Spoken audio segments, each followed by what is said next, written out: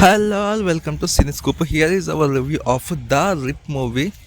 So present అయితే మీకు నెట్ఫ్లిక్స్లో స్ట్రీమింగ్ అవుతుంది ఇన్ తెలుగు లాంగ్వేజ్ వస్తుంది. సో ప్లాట్ ఏంటంటే ఇది ఒక క్రైమ్ ఇన్వెస్టిగేషన్ థ్రిల్లర్ అన్నమాట.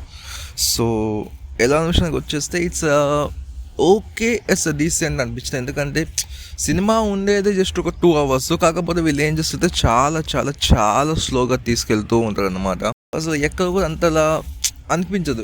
అంటే ఇలాంటి ఒక మెయిన్లీ క్రైమ్ థ్రిల్లర్స్లో నార్మల్ జానర్స్ ఎలా ఉన్నా పర్లేదు, కానీ క్రైమ్ థ్రిల్లర్స్ ఇంటెన్సిటీ క్రియేట్ చేయాలని మాత్రం చాలా ఫాస్ట్ అండ్ ఫ్యూరియస్గా తీసుకెళ్ళాలి.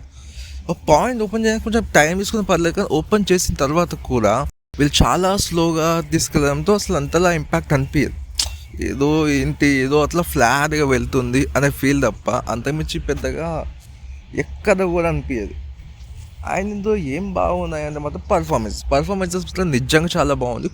కొన్ని చోట్ల స్క్రీన్ ప్లే మాత్రం బాగుంది, అదే పర్లేదు బాగానే తీసుకెళ్ళి, కానీ కొన్ని చోట్ల మాత్రం చాలా స్లోగా తీసుకెళ్తూ ఉంటారు. అసలు ఎక్కడో కన్విన్సింగ్గా అనిపించదు, ఏదో అట్లా ఫ్లాట్గా వెళ్తుందనే తప్ప. అండ్ పోలీస్ డ్రామా ఒకటి బాగుంటుంది.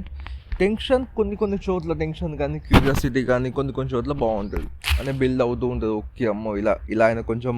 బట్ యాక్షన్ మూవీ లవర్స్ మొత్తం ఇది కొంచెం డిసప్పాయింట్ అని చెప్పొచ్చు. ఎందుకంటే యాక్షన్ మూవీ లవర్స్ అని క్రైమ్ థ్రిల్లర్ జానర్స్ లవర్స్ కానీ, ఎందుకంటే ఇది చాలా స్లో ఫేస్లో వెళ్తూ ఉంటుంది. నార్మల్ ఆడియన్స్కి అయితే ఓకే పర్లేదు బాగానే ఉందని ఫీల్ వస్తుంది తప్ప, యాక్షన్ లవర్స్ కానీ ఈ క్రైమ్ థ్రిల్లర్ లవర్స్ కానీ ఉంటే మాత్రం ఖచ్చితంగా వాళ్ళకి 100% డిసప్పాయింట్ ఉండొచ్చు. అంటే 50% డిసప్పాయింట్ ఉండదు, 50% డిసప్పాయింట్. డీసెంట్ అంతే మించి ఏమీ లేదు. ముందే చెప్పిన స్లో ఫేస్ మూవీ.